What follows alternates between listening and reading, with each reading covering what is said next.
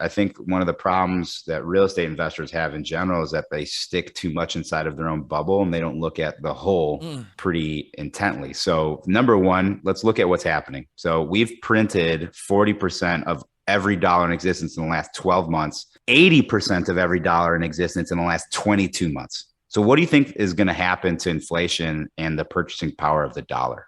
Right? It's going to erode substantially. Inflation is going to be rampant just because if you have 4 times as many dollars chasing the same amount of goods, those goods are naturally going to increase in value by 4 times.